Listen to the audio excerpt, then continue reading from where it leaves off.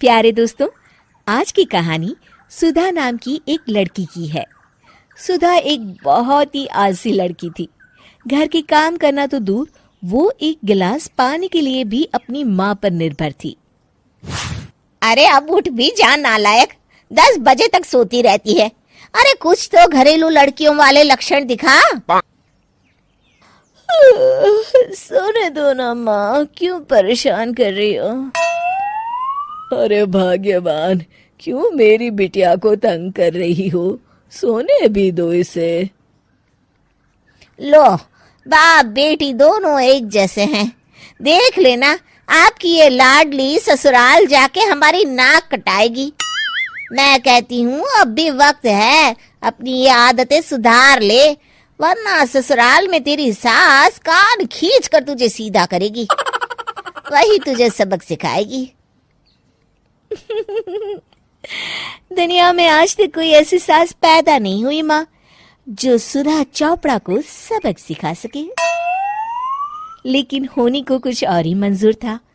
सुधा की शादी एक ऐसे घर में हो जाती है जहां उसकी सास एक रिटायर्ड पुलिस वाली थी। अब कहानी में मजा आएगा। हाँ माँ, यहाँ सब बहुत अच्छा है। मेरे ससुराल के लोग भी ना बहुत मिलनसार हैं।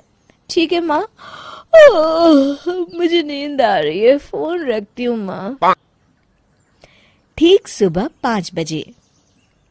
अरे जल्दी उठो भाग्यवान, वरना कयामत आ जाएगी। हैं? अरे क्या हुआ? कौन सी कयामत आ जाएगी? अरे मेरी माँ आ जाएगी। तुम नहीं जानती, इस घर में सिर्फ मेरी माँ का हुक्म चलता है। सबको सुबह 5 बजे बिस्तर छोड़कर हॉल में पहुंचना ही पड़ता है। अरे अब इंसान क्या अपनी नींद भी पूरी नहीं करेगा? यहाँ मजाक चल रहा है क्या? तभी वहां सुधा की सास आ जाती है। अटेंशन! मजाक तो तू समझ रही है बाबू, ये मेरा घर है और यहाँ हर किसी को डिसिप्लिन में रहना होगा। अटेंशन! अरे माँ जी, लेकिन इतनी सुबह कौन उठता है? कौन होता है मतलब? हम सभी उठते हैं, रोज उठते हैं, और अब से तुझे भी उठना पड़ेगा। आखिर मैं पुलिस वाली जो ठहरी। अटेंशन! अरे माँ जी, लेकिन अब तो आप रिटायर हो गई हो ना।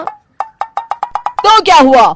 शेर कितना भी बूढ़ा हो जाए, शिकार करना नहीं छोड़ता।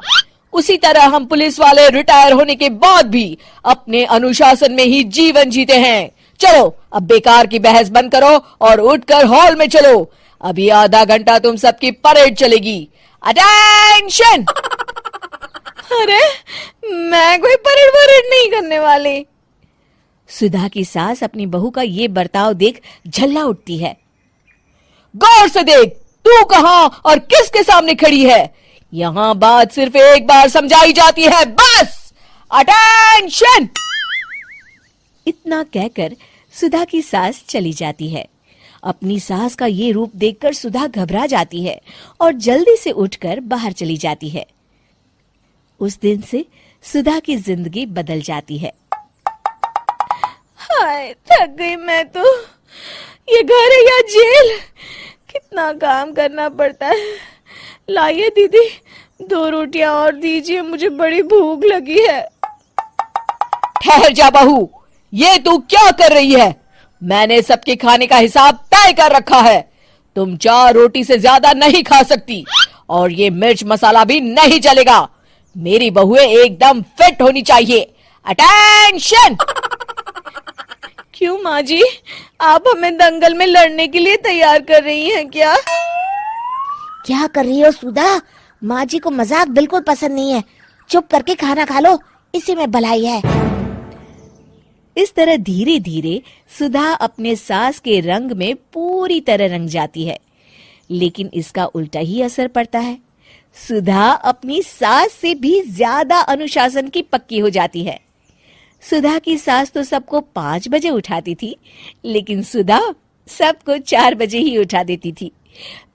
दूसरी तरफ सुधा की सास की उम्र भी हो चलती है। माँ जी, आजकल आप सुबह उठने में बहुत आनाकानी करती हैं। मुझे ये सब बिल्कुल पसंद नहीं है। अरे बहू, मैं तेरे हाथ जोड़ती हूँ, भगवान के लिए अब मुझे छोड़ दे। इतने सवेरे उठना और कसरत करना अब मेरे बस की बात नहीं है। माँ जी, आप मैदान छोड़ के भाग रही हैं। आप तो पुलिस वाली हैं। अटेंशन। अरे अब कहाँ की पुलिस वाली, अब तो मैं रिटायर हो चुकी हूँ। बस बहुत हो गया, अब तुम सब जैसे चाहे वैसे जिंदगी जियो और मुझे भी जीने दो। अपनी सास को गिड़गिड़ाते देख सुधा मन ही मन मुस्कुराती है। इस तरह उस दिन के बाद से सुधा के ससुराल वाले एक सामान्य जीवन जीने लगते हैं।